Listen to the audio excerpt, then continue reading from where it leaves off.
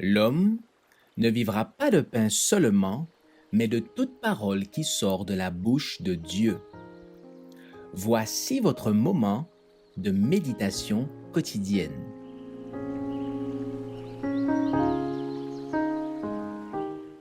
Vous recevrez une puissance. Une œuvre de bienfaisance, le 22 août. Jésus parcourait toutes les villes et les villages.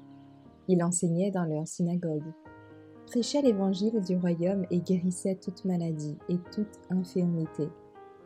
À la vue des foules, il en eut compassion, car elles étaient lassées et abattues, comme des brebis qui n'ont pas de berger. Matthieu 9, versets 35 et 36. Le Seigneur a constamment accompli les gestes qui caractérisent un ministère d'amour, et tous les serviteurs de l'Évangile devraient agir de cette façon. Il a fait de nous ses ambassadeurs, les chargeant de mener à bien sa mission dans le monde. À chaque collaborateur fidèle et consacré, la mission est confiée.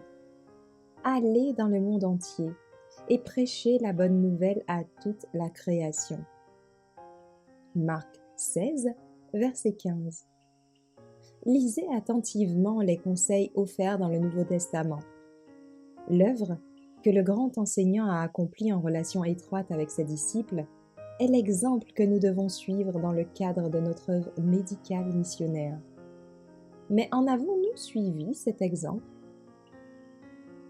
La bonne nouvelle du salut doit être proclamée dans chaque village, chaque ville, chaque cité.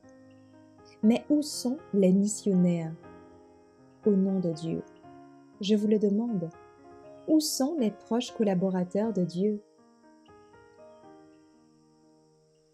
C'est seulement au prix d'un intérêt désintéressé, en faveur de ceux qui sont dans le besoin, que nous pouvons offrir la démonstration pratique des vérités de l'Évangile.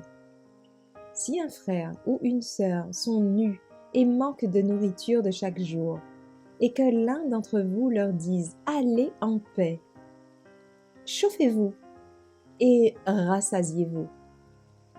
Sans leur donner ce qui est nécessaire au corps, à quoi cela sert-il?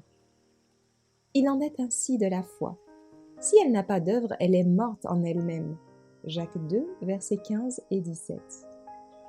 Maintenant donc, ces trois choses demeurent: la foi, l'espérance, l'amour. Mais la plus grande, c'est l'amour. 1 Corinthiens 13, verset 13.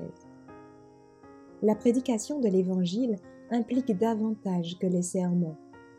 L'ignorant doit être éclairé, le découragé doit être relevé, le malade doit être guéri.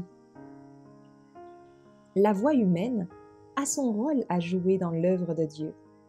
Des mots de tendresse, de sympathie et d'amour sont appelés à témoigner en faveur de la vérité. Des prières vraies et venant du cœur doivent nous mettre en présence des anges. L'évangélisation du monde est une œuvre que Dieu a confiée à ceux qui s'avancent en son nom. Ils sont appelés à devenir collaborateurs avec le Christ, révélant à ceux qui sont près de périr son amour tendre et compatissant. Merci d'avoir écouté cette présentation.